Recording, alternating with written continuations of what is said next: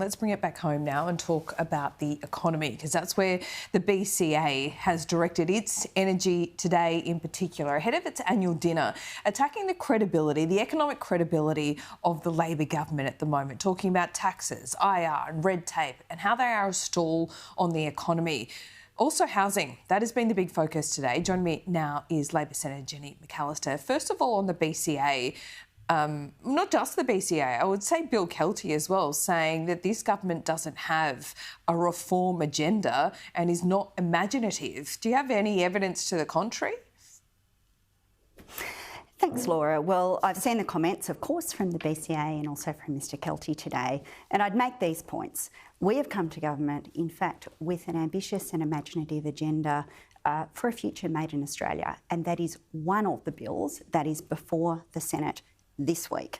It's a bill that seeks to set out the role that Australia could play in a world that's decarbonising, producing the critical minerals, the clean energy products for transport overseas that will actually not just help our own country decarbonise, but help our region decarbonise. Now, we pay attention, of course, to our relationship with the business community, and we value the role that the business community plays in all of this. In fact, I would say that amongst my colleagues, we think really carefully about the ways that we can work collaboratively with business leaders, with business generally, on problems that we perceive across the economy where we actually think that a shared approach offers the chance to unlock some solutions. Well, business haven't had many wins, though, during this term of the Labor government. I mean, they're talking about IR changes, which have been comprehensive, red tape, which hasn't been cut, and taxes.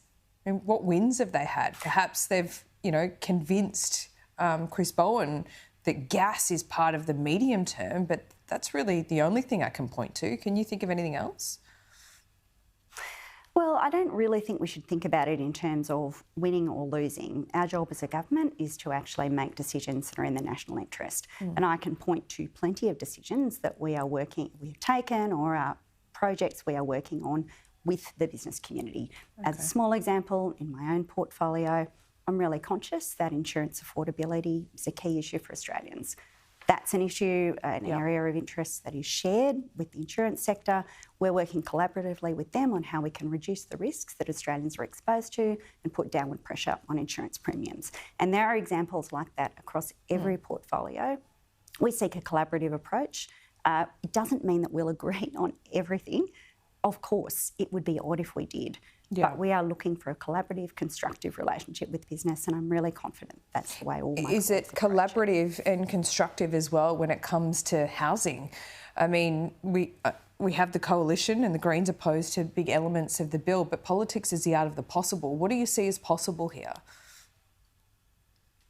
This is one of the really disappointing things about what is happening in the Senate this week, to be honest, Laura, because we have the Master Builders Australia, Shelter, one of the community organisations, the Housing Industry Association, saying that our approach to housing, these bills are good bills that should be passed.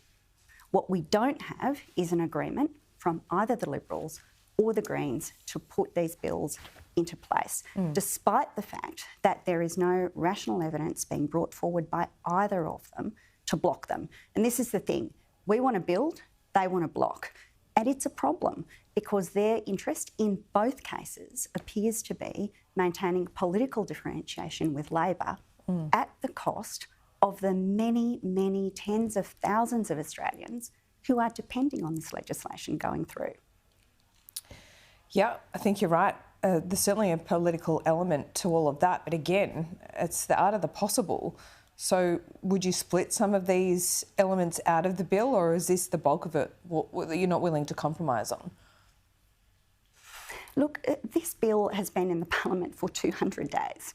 There have been plenty of occasions to talk and to compromise. But at the end of the day, we are proposing a bill that will help tens of thousands. That's right, it's more than 200 days. Has it just not been a priority?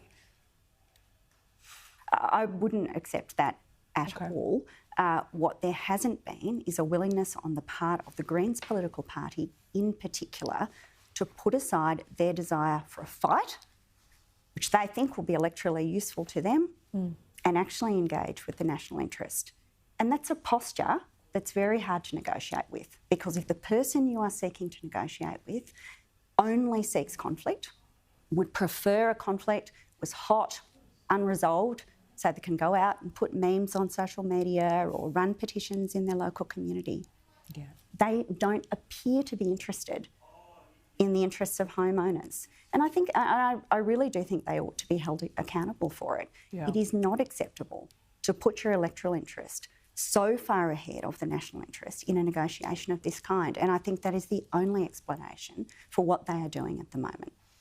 It's pretty terrifying then, the prospect of a hung parliament and therefore a minority government. If Labor did get to that point, you'd need the Greens. Well, we'll deal with the parliament that the Australian public elects, and Doesn't we'll do sound that like you want next to, term, though. just as we have in this term. Oh, we most certainly do, but it requires everybody to make some sensible compromises and adjustments. And nothing about the approach so far from the Greens political party suggests they're willing to do that. I mean, I make the point that a shared equity scheme was part of the 2022 election platform for the Australian Greens. And the reason they are presently putting forth for not letting this bill through the Senate is because it doesn't meet a whole lot of other unrelated Greens political policies. And it's not designed to. It's designed to put in place the opportunity for a shared equity scheme that will give ordinary people, maybe an older woman who's gone through a divorce, maybe a first homeowner, the opportunity to have lower debt and a lower deposit and get into the home market sooner. OK, we'll see where this ends up and how convincing you and your colleagues can be then. Jenny, always great to have you on the program. Good to have you back. Thanks, Laura.